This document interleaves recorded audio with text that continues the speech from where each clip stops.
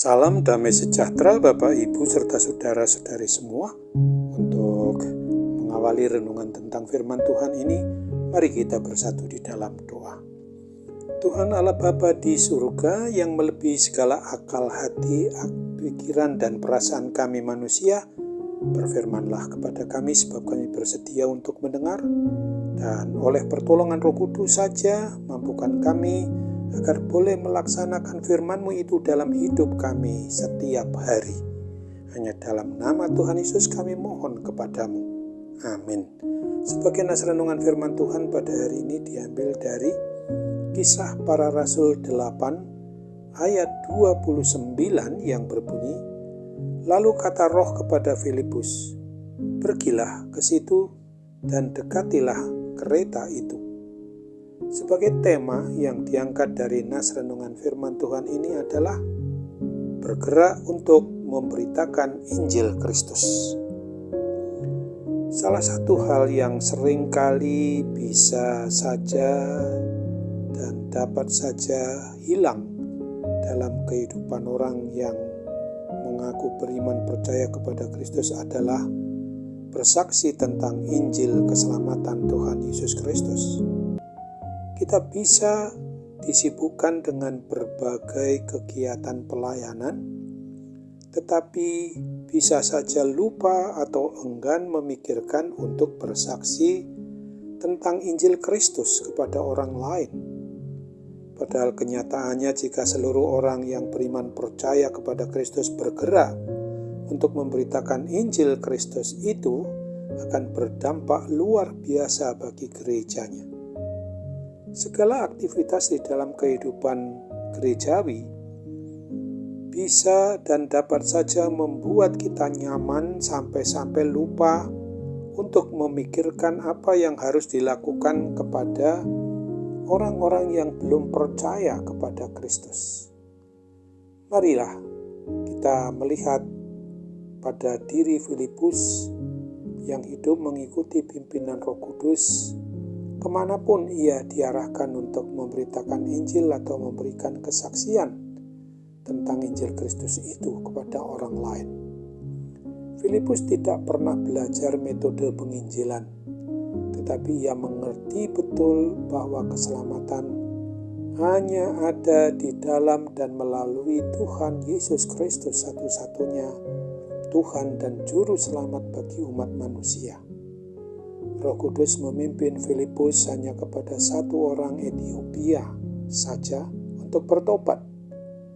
Akan tetapi Filipus tetap taat dan setia. Pada akhir perjalanannya, ia berhasil memenangkan satu orang Ethiopia itu untuk bertobat, percaya, beriman kepada Kristus. Semuanya karena Filipus sudah diselamatkan dan ia rindu untuk menceritakannya kepada orang lain. Rasul Paulus berkata kepada jemaat yang ada di Korintus yang ditulis pada 1 Korintus 2, pada ayat yang keempat ini diungkapkan, baik perkataanku maupun pemberitaanku tidak kusampaikan dengan kata-kata hikmat yang meyakinkan, tetapi dengan keyakinan akan kekuatan roh. Kita tidak perlu bingung untuk mencari siapa yang akan kita injili. Mungkin saja suatu ketika kita sedang di jalanan sepi dan Tuhan menuntun kita bukan kepada banyak orang, tetapi kepada satu orang. Bisa jadi seorang pejalan kaki biasa, bisa juga seorang petugas keamanan atau satpam. Atau bisa saja kita menemui siapapun mereka dalam keadaan yang memang sangat perlu untuk menerima berita Injil keselamatan dari Tuhan Yesus Kristus. Mulailah kita melihat kembali siapa yang belum percaya atau yang sudah menjauh dari Tuhan, yang meninggalkan iman percayanya kepada Tuhan Yesus itu.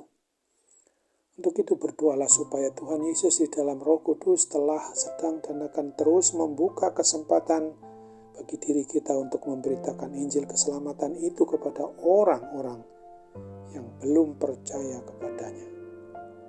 Apabila kita percaya bahwa seseorang bisa dan dapat diubahkan, maka hal sedemikian itu bukanlah karena kehebatan perkataan, melainkan karena kuasa Roh Kudus. Karena kita pasti akan mulai menceritakan tentang hidup kita yang sudah diselamatkan oleh Tuhan Yesus Kristus kepada mereka.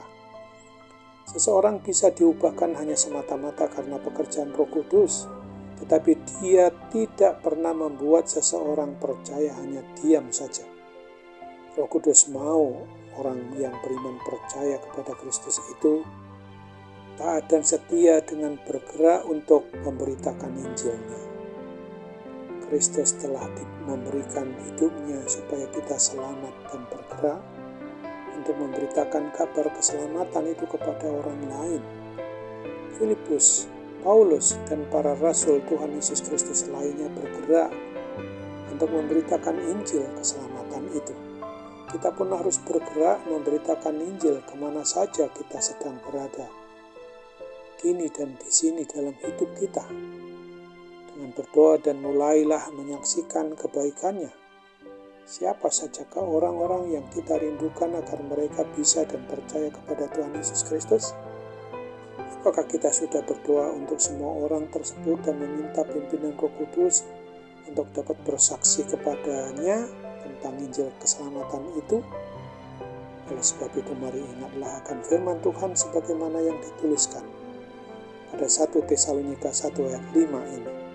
Sebab Injil yang kami beritakan bukan disampaikan kepada mereka dengan kata-kata saja, tetapi juga dengan kekuatan oleh Roh Kudus dan dengan suatu kepastian yang kokoh. Memang kamu tahu bagaimana kami bekerja di antara kamu oleh karena kamu. Amin. Mari kita kembali bersatu dalam doa. Terima kasih Tuhan Bapa di surga untuk firman-Mu yang sudah mengingatkan kami bahwa di dalam hidup kami sehari-hari kami dapat bergerak untuk terus memberitakan Injil keselamatan Tuhan Yesus Kristus, terutama kepada mereka yang belum percaya, belum beriman kepada satu-satunya jalan, satu-satunya kebenaran, satu-satunya hidup. Hanyalah di dalam dan melalui Yesus Kristus orang dapat diselamatkan dari hidup di dunia ini sampai kepada kehidupan yang kekal, sehingga terhindar dari kuasa kematian kekal, kuasa maut, kuasa neraka itu. Bapa yang Maha Baik, kami percaya bahwa Tuhan akan pakai kami untuk senantiasa taat dan setia kepada perintah-Mu supaya kami dapat memberitakan Injil keselamatan yang Tuhan telah perintahkan kepada kami, yang harus kami perlakukan dalam hidup kami dimanapun kami berada setiap harinya. Doa ini kami mohon dalam nama Tuhan Yesus Kristus. Kami bersyukur berdoa kepadamu. Jadilah kehendak-Mu. Amin.